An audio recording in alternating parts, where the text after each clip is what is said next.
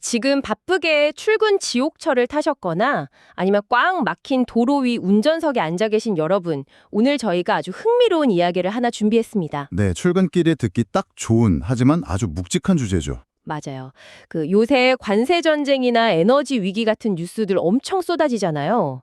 근데 이 모든 세계를 뒤흔드는 뉴스들의 이면을 쫙 들여다보면 사실 거대한 하나의 전쟁이 자리 잡고 있습니다. 네, 총성 없는 전쟁이죠. 이 전쟁에는 뭐 총도 없고 미사일도 없어요.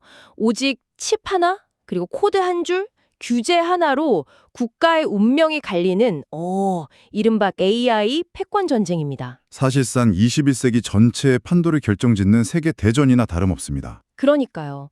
그래서 오늘 저희의 목표는 이 보이지 않는 세계대전의 한가운데 떡하니 서 있는 삼성과 SK하이닉스, 즉 한국 반도체 기업들의 진짜 현주소를 아주 냉정하게 한번 파헤쳐보는 겁니다. 우리가 과연 이대로 안전한가? 이걸 알아보자는 거죠. 아주 중요한 포인트입니다. 이 전체적인 그림, 특히 미중 갈등의 맥락을 먼저 좀 조망을 해봐야 한국의 위치가 정확히 보이거든요. 미국이랑 중국이 싸우는 것부터 시작해야겠네요. 네, 시계를 2022년으로 조금 돌려보겠습니다. 당시 미국은 대중국 첨단 반도체 수출을 아예 전면적으로 금지해야 하는 강력한 제재를 내렸어요. 특히 엔비디아의 최고급 GPU 같은 것들이 대상이었죠. 자, 이 부분을 한번 파헤쳐보죠. 그러니까 최고급 요리를 만들어서 경쟁하는 식당이 있는데 경쟁 식당한테 가스레인지랑 오븐 자체를 아예 못 사게 막아버린 거랑 똑같은 거네요. 완벽한 비유입니다. 관세가 그냥 메뉴판 가격을 좀 올리는 수준이라면 이건 그냥 장사 접고 문을 닫으라는 수준의 타격이죠. 아예 불을 못 피우게 한 거니까요. 네. 여기서 주목할 만한 아주 흥미로운 점은 미국의 논리가 굉장히 물리적이고 직관적이었다는 겁니다. 중국이 최첨단 AI에 가지면 이게 군사적 위협이 된다. 그러니까 물리적인 칩, 하드웨어 자체의 공급망을 끊으면 중국의 AI 기술도 당연히 멈출 거다. 이렇게 본 거죠. 근데 그게 미국의 오판이었던 건가요? 맞습니다. 그 통제 전략이 사실상 빗나갔다는 팩트들이 속속 드러나기 시작했죠. 제재를 뚫고 2025년에 화웨이가 역대 2위 규모인 무려 1270억 달러의 매출을 기록했어요. 와, 1270억 달러요? 마가나는 어떻게 그렇게 돈을 번 거죠? 내수 시장을 정부가 엄청나게 밀어준 것도 있지만 진짜 충격적인 건 2025년 초에 등장한 중국의 딥시크라는 AI 모델이었습니다. 딥시크, 그거 뉴스에서 엄청 시끄러웠잖아요. 네, 미국 최첨단 칩이 없으니까 그냥 시중에 있는 구형 칩들을 긁어모아서 만들었는데 결과물이 미국의 최신 챗 GPT 모델에 거의 맞먹는 수준이었어요. 게다가 개발 비용은 미국의 몇 분의 1 수준에 불과했습니다. 와, 그러니까 가스렌지 못 사게 막았더니 그냥 돌을 마찰시켜서 불을 피웠는데 그게 스테이크를 완벽하게 구워낸 격이네요. 맞습니다. 하드웨어의 부족함을 소프트웨어 아키텍처의 극한의 최적화로 극복해버린 거예요.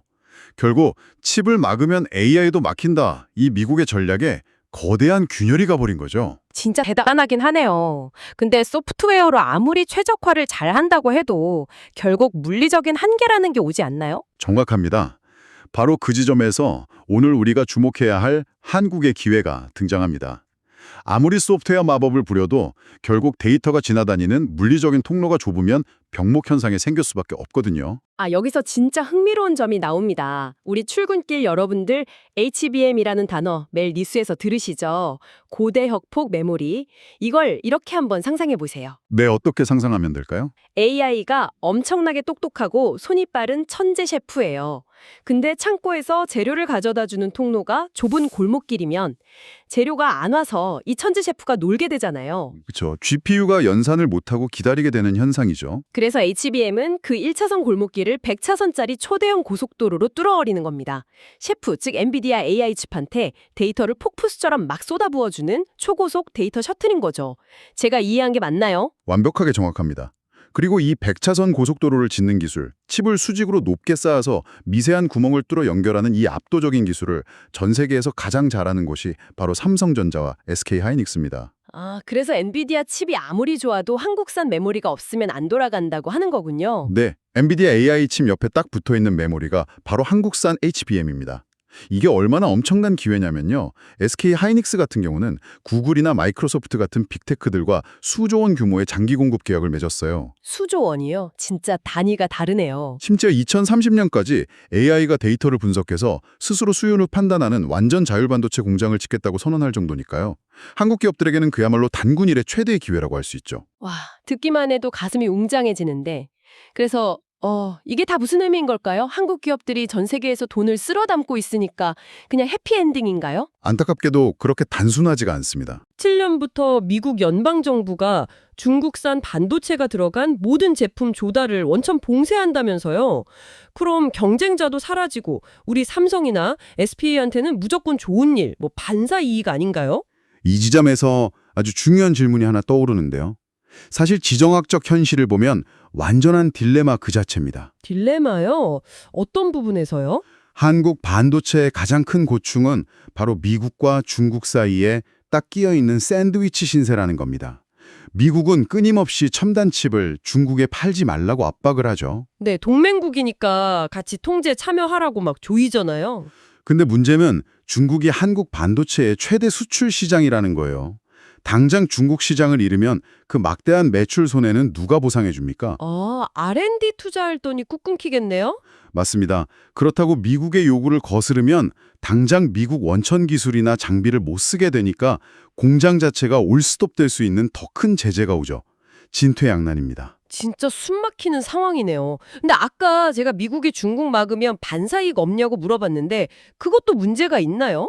네, 2027년 미국의 봉쇄 조치가 표면적으론 반사 이익처럼 보이죠. 하지만 전문가들의 경고를 보면 이면의 위험이 엄청납니다. 기업들이 지금 마진율이 엄청나게 높은 AI용 HBM 생산에만 완전히 올인하고 있거든요. 돈이 되니까 당연히 그쪽 라인을 늘리겠죠. 문제는 웨이퍼라는 반도체 원판의 크기는 한정되어 있다는 겁니다. HBM을 많이 찍어내려면 일반 소비자용 범용 메모리, 즉 우리가 쓰는 스마트폰이나 노트북에 들어가는 메모리 생산을 줄일 수밖에 없어요. 잠깐만요. 그러면 HBM 만든다고 정작 우리가 일상에서 쓰는 전자기기용 메모리가 부족해진다는 건가요? 거대한 공급 불균형 사태가 올 거라고 경고하고 있어요. 부품이 턱없이 부족해져서 전자기기 가격이 폭등하는 사태가 발생할 수 있다는 거죠. 와, 이건 진짜 출근길 여러분들 확 와닿으시겠는데요. 당장 내 스마트폰 바꿀 때 기계값이 엄청 뛸 수 있다는 얘기잖아요. 네, 일상 경제의 직격탄이 될 수 있는 숨은 위기입니다. 근데요, 부품 공급 부족도 문제지만 자료를 보다 보니까 진짜 한국 AI 산업의 근본적인 한계가 딱 보이더라고요. 이 부분이 제일 뼈아픈 것 같아요. 네, 가장 아픈 핵심이죠. 한국이 메모리는 정말 세계 최고로 잘 만듭니다. 수율도 좋고 기술력도 압도적이죠. 하지만 AI 산업 생태계를 움직이는 두뇌, 즉 원천 기술은 없다는 냉혹한 현실을 직시해야 합니다. 그게 참 씁쓸한 현실인데. 글로벌 지형을 한번 보세요. AI를 돌리는 칩의 설계, 아키텍처는 미국 엔비디아가 쥐고 있습니다. 맞아요. 그리고 그 안에서 생각하는 머리 역할을 하는 AI 모델 자체는 오픈 AI 같은 곳이 만들고요.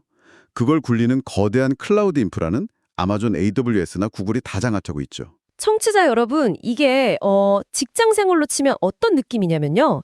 축구로 한번 비유를 해볼게요. 네, 축구 비유 좋네요. 한국은 세계에서 제일 가볍고 튼튼한 축구공, 그리고 절대 안 미끄러지는 최고급 축구화를 납품하고 있는 거예요. 완전 에이스 제조사죠. 근데 정작 경기가 열리는 경기장, 그리고 중계권, 심지어 옵사이드 규칙 자체는 미국 빅테크들이 맘대로 정하고 있는 겁니다. 소름 돋을 정도로 정확한 비유입니다.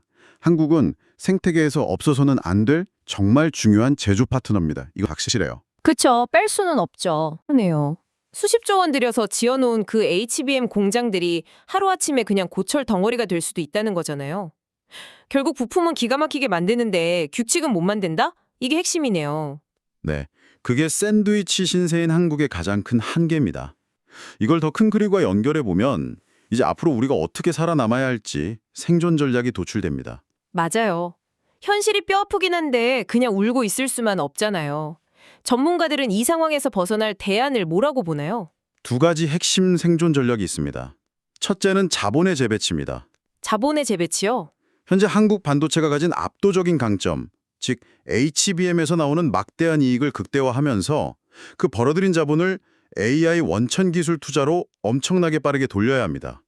메모리를 넘어선 자체적인 AI 칩 설계나 소프트웨어 생태계 구축에 돈을 쏟아부어야 한다는 거죠. 그러니까 지금 축구공 팔아서 번 돈으로 그냥 축구공 공장만 늘리지 말고 우리만의 리그를 만들거나 축구협회 지분을 사들여야 한다는 거네요. 바로 그겁니다. 그리고 두 번째 전략이 좀 더 흥미로운데요. 바로 기술 협력 외교입니다. 기술협력 외교? 이건 국가 차원의 움직임이겠네요. 네, 미중 양자택일의 늪에서 벗어나기 위해 전략적 공간을 확보하려는 움직임이죠. 최근 한국이 싱가포르와 AI 표준 상호 운용성, 그리고 차세대 반도체 공동 연구 논의를 시작했습니다. 하필 싱가포르랑요? 미국도 중국도 아니고? 네, 싱가포르도 강대국들 틈에 낀 중견국이거든요. 이건 굉장히 영리한 시도입니다. 강대국들에게 끌려다니지 않기 위해 기술력은 있지만 룰메이커는 아닌 중견국들끼리 똘똘 뭉쳐서 연대하는 거죠. 그러니까 우리 혼자서는 룰메이커들한테 대항하기 힘드니까 주요 부품이랑 표준 기술을 가진 나라들끼리 스크럼을 짜는 거군요. 우리들 연합체 빼고 니들끼리 AI 돌릴 수 있어? 못하잖아? 이렇게 협상력을 키우는 거네요. 정확합니다. 글로벌 생태계에서 대체 불가능한 노드들의 연합을 만들어서 강대국들 틈에서 전략적 완충지대를 확보하겠다는 겁니다. 와, 오늘 이야기를 쭉 듣다 보니까 정말 퍼즐이 딱 맞춰지는 기분입니다. 그저 관세 전쟁, 중국 제재 이런 게 단순히 물건에 세금 매기는 수준이 아니네요. 네, 전혀 아닙니다. 오늘 우리가 살펴본 이 AI 패권 전쟁은 미래 산업 전체의 지배권을 두고 벌이는 거대한 체스 게임이었어요. 맞습니다.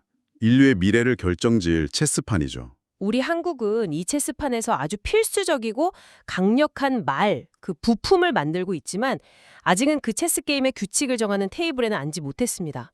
그리고 그 테이블에 앉을 수 있을지 없을지, 종속될지 독립할지가 바로 앞으로 5년 안에 결정될 겁니다.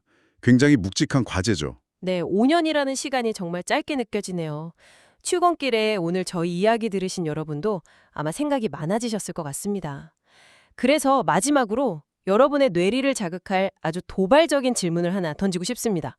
네, 어떤 질문이죠? 만약 미래에요, AI가 미친 듯이 고도화돼서 자신한테 필요한 차세대 반도체 칩을 자기가 스스로 설계하고 심지어 100% 자율 공장에서 기계들끼리 알아서 막 칩을 찍어내는 시대가 온다면 말이죠. 충분히 가능한 시나리오입니다. 네, 그때 그렇게 인간의 통제를 벗어난 AI 생태계 속에서 단순히 하드웨어 부품만 잘 만드는 국가의 권력은 도대체 어떻게 될까요? 우리는 그 무한한 지능의 육체 노동을 대신하는 부품의 노예가 될까요? 아니면 기계조차 함부로 할 수 없는 대체 불가능한 주인이 될까요? 섬뜩하면서도 반드시 고민해야 할 문제네요. 그쵸. 오늘 출근길 이 화두를 한번 상상해 보시길 바랍니다. 우리 일상과 미래가 이 질문에 답에 걸려 있으니까요. 오늘 신층 탐구는 여기서 마치겠습니다. 함께해 주신 여러분 감사합니다. 감사합니다.